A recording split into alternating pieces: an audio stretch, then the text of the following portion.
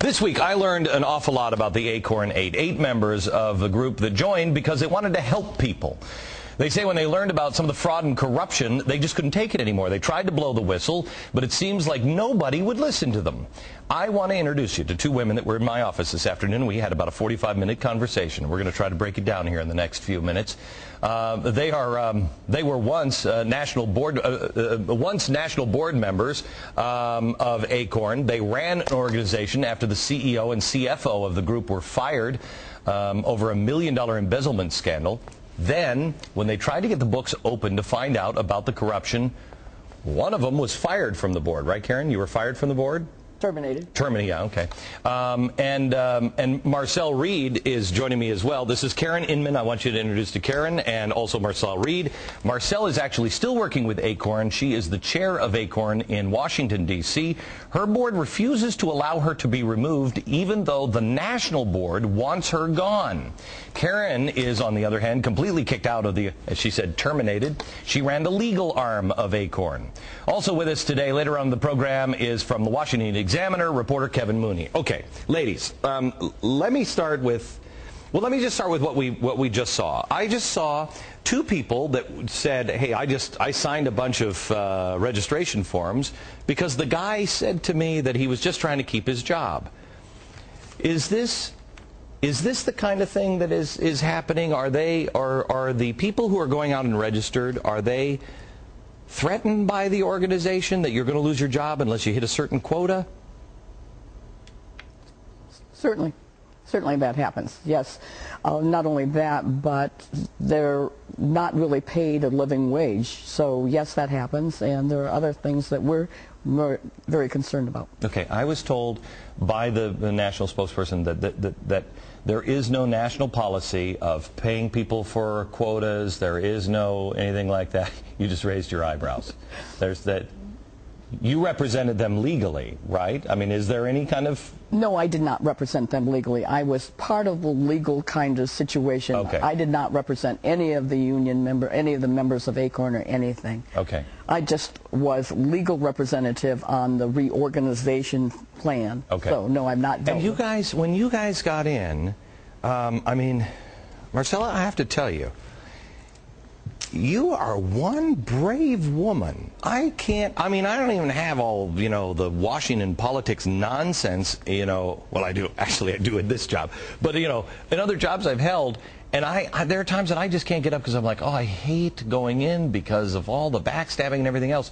Here you are alone, refusing, and your board is protecting you too, right? Your board is saying, nope, we're not firing her. You've got the national ACORN breathing down your neck. You got weasels in Washington breathing down your neck, and you ain't going anywhere. Well, I have to thank my board. I mean, these are very courageous people.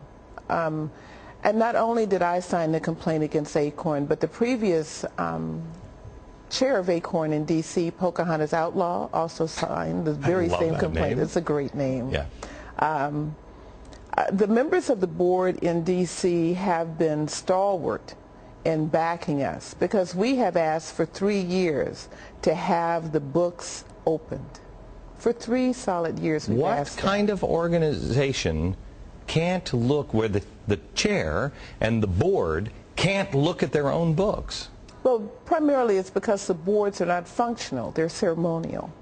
And once they understood that they had a board form that would not serve in that position to be ceremonial, then there was a huge problem within the organization. What is a ceremonial board? Ceremonial board is a board that sits but has no actual authority. Why would anyone do that? Why? I mean, maybe I'm coming this as a cynic, and I am, but maybe I'm coming, but that seems like a front organization.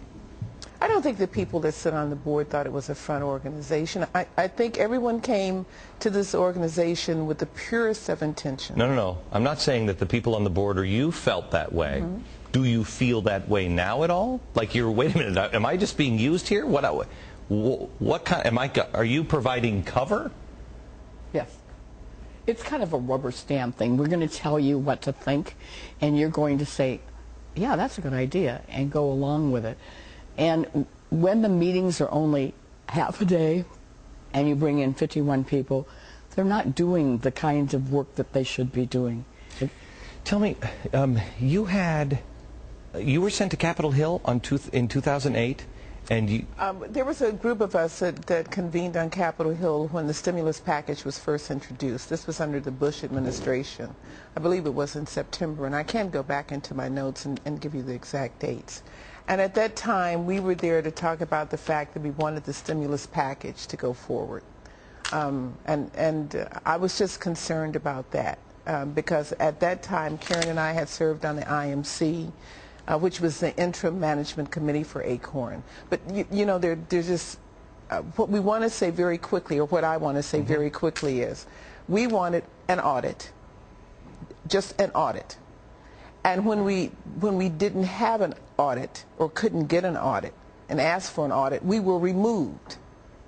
And we want to know why we were removed. If everything is above board and we ask for an audit and we're members of the organization and supposedly directors of that organization, why would you remove us? what is the answer they've given you? We haven't gotten an answer. We've asked for their reasons. We've asked for their minutes. We've asked for all of these things. You've asked for minutes for the last 3 years. We get nothing, and we are stonewalled and not even responding. It started with the ACORN 8. How many are there now? We have far more than 8. I don't know how many because we gain people every day. But people in ACORN that says, I want my organization back. Right. So what is it? I said to Marcella, I think I said to you earlier that this is all about votes, and you said, no, this is all about the money. Explain This is all about the money.